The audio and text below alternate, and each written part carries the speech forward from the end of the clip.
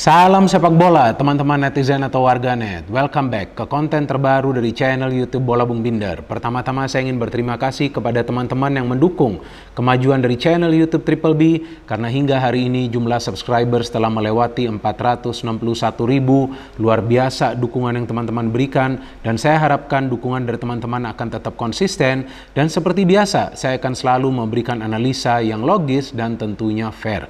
And in this new content, teman-teman, saya ingin membahas tentang aktivitas transfer dari salah satu klub besar di Inggris, yakni Chelsea Football Club, yang kita tahu sebelumnya telah meminjamkan pemain mereka Lukaku ke Inter Milan, dan juga dua pemain lainnya yakni Rudiger dan juga Christensen telah meninggalkan klub, bergabung ke Real Madrid dan juga FC Barcelona.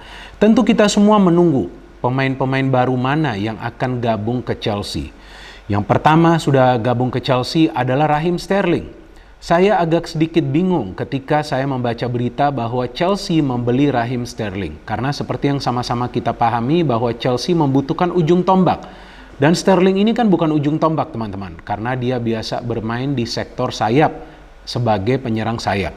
Tapi bagusnya Sterling, walaupun posisi dia bermain di sektor flank, tapi pemain ini punya kemampuan untuk mencetak gol yang bagus. Dan juga pemain ini punya kecepatan, serta bermain mengandalkan kecerdasan, karena jika teman-teman sering nonton pertandingan dari Manchester City, teman-teman bisa melihat bahwa pergerakan tanpa bola dari Raheem Sterling adalah salah satu yang terbaik dari pemain-pemain lainnya yang berada di Manchester City. Karena kita tahu bahwa Pep Guardiola bermain mengandalkan striker palsu, jadi artinya pemain-pemain yang dia tempatkan di lini depan itu harus bisa pintar mencari ruang terbuka di pertahanan tim lawan. Artinya bahwa Raheem Sterling ini adalah pemain yang cocok dengan konsep permainan dari Thomas Tuchel, yang memang musim lalu juga lebih sering memakai konsep striker palsu, karena kita tahu bahwa Romelu Lukaku tidak bisa mencetak gol sesuai dengan ekspektasi. Jadi Raheem Sterling ini ketika nanti bermain di lini depan bisa juga nanti ditempatkan sebagai striker palsu, karena pemain ini juga punya kemampuan yang baik untuk mencetak gol. Walaupun memang secara positioning dia juga bisa bermain sebagai ujung tombak, teman-teman. Cuma memang pemain ini lebih banyak mengandalkan umpan-umpan pendek. Jadi ya kemungkinan besar dia juga akan terlibat dalam proses membangun serangan sebagai false nine. Jadi pemain-pemain lainnya seperti Timo Werner, seperti Kai Havertz, seperti Pulisic, seperti Mason Mount, atau Ziyech yang biasa juga ditempatkan di lini depan bisa bekerja sama dengan baik bersama Raheem Sterling.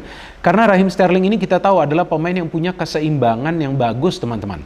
Dia punya dribbling yang bagus, dan itu tentu bisa memancing para pemain tim lawan, sehingga pemain lainnya dari Chelsea yang nanti ditempatkan di lini depan bisa mendapatkan ruang terbuka. Ya, itulah konsep permainan dari Thomas Tuchel, mengandalkan compact football.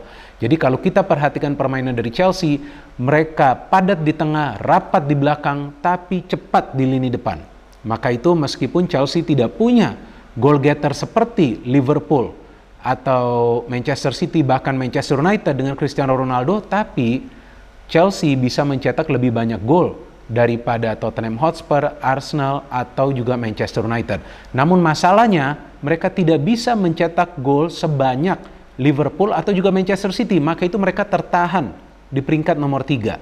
Seandainya musim lalu Lukaku itu bisa mencetak banyak gol, dia tidak punya masalah untuk beradaptasi dengan skema permainan Tuchel, maka saya yakin Chelsea juga akan menjadi salah satu tim selain Liverpool atau juga Manchester City yang bersaing di papan atas musim lalu. Tapi musim depan saya yakin dengan masuknya Sterling, Chelsea bisa lebih produktif lagi. Ya, karena pemain ini punya kemampuan dalam urusan mencetak gol. Dan pemain ini juga masih muda, teman-teman.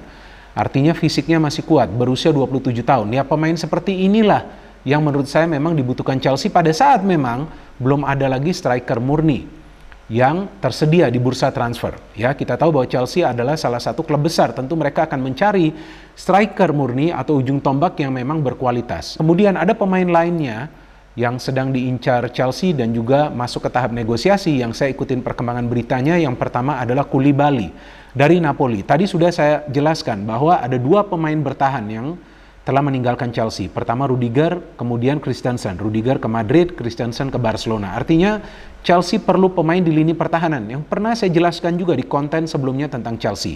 Dan saya pikir ini pilihan yang bijak dari Thomas Tuchel. dia memilih Koulibaly karena ini pemain yang sudah punya pengalaman. Jadi sepertinya nih Tuchel sekarang memilih pemain-pemain yang sudah punya pengalaman. Dia nggak mau gambling lagi. Nggak seperti sebelumnya tuh. Ya, sebelum Tuchel menjadi pelatih dari Chelsea kan kita tahu Chelsea mendatangkan Kai Havertz dan juga Timo Werner dan Hakim Ziyech, dan sama-sama kita tahu bahwa 3 pemain tersebut tidak bisa cepat beradaptasi.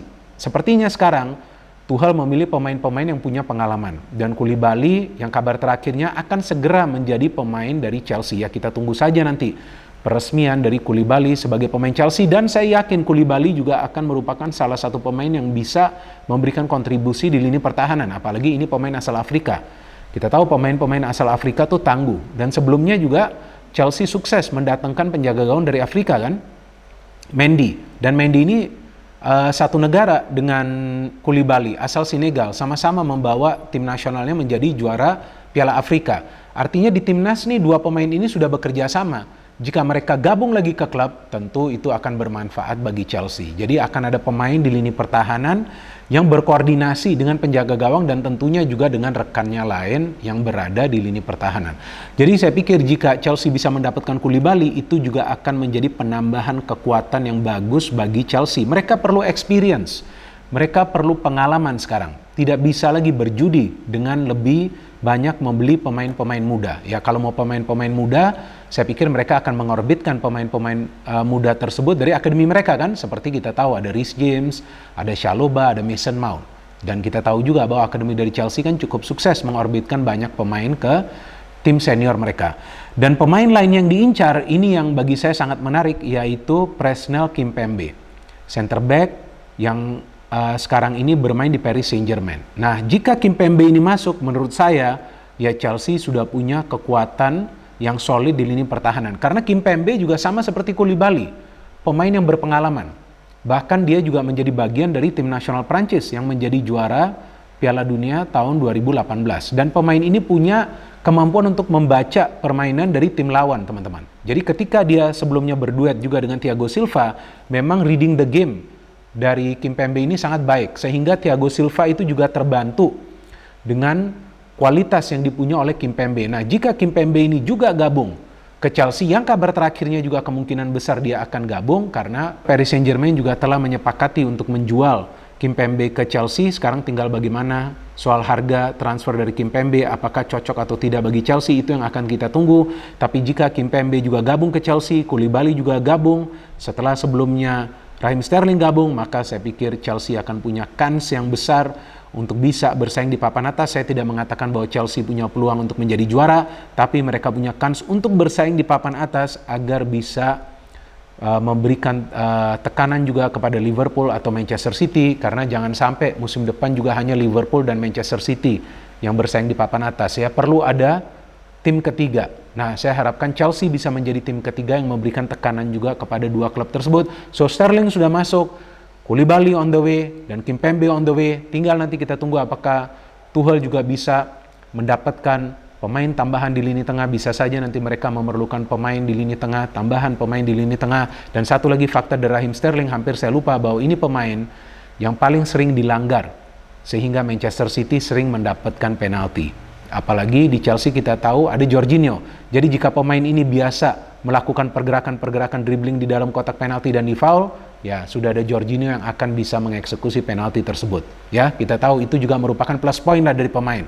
Jadi kita tunggu saja nanti bagaimana performa dari Raheem Sterling. Tapi saya punya feeling yang bagus bahwa Raheem Sterling bisa cepat nyetel, dan juga tentu Koulibaly dan Kimpembe yang sebelumnya juga pernah Kimpembe dilatih oleh Thomas Tuchel kan ketika Tuchel menjadi pelatih dari Paris Saint-Germain. Silakan teman-teman bisa memberikan penilaian kalian tentang Raheem Sterling yang sudah gabung ke Chelsea dan juga tentang rencana untuk mendapatkan Koulibaly dan juga Kimpembe. No hate, no politics, only football. Salam sepak bola.